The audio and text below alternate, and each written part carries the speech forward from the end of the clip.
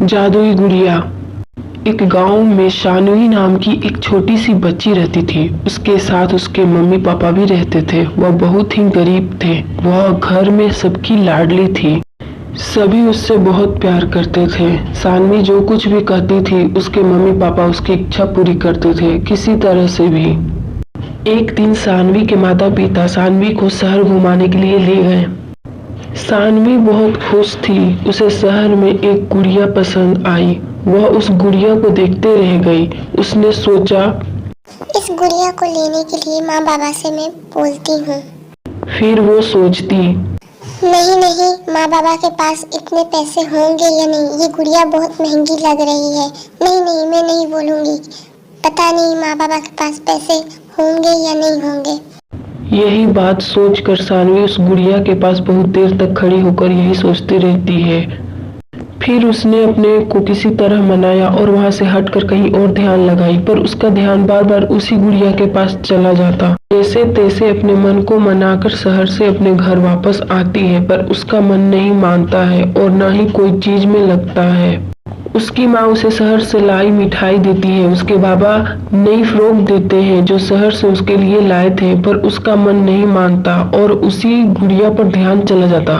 उसके माँ बाबा को समझ में कुछ आता ही नहीं, आखिर शानवी इतनी उदास क्यों है।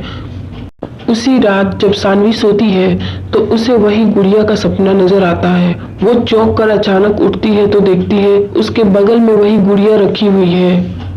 वो हैरान हो जाती है और सोचती है, अरे ये यहाँ कैसे? तभी गुड़िया बोलती है, हैरान मत हो। गुड़िया के बोलते ही शानवी पूछती है, अरे क्या तुम बोल सकती हो? तभी गुड़िया बोलती है, हाँ, मैं एक जादुई गुड़िया हूँ। शानवी फिर बोलती है, तुम जादुई हो? तुम यहाँ कैसे? माँ बाबा ने लाया है क्या तुम्हें?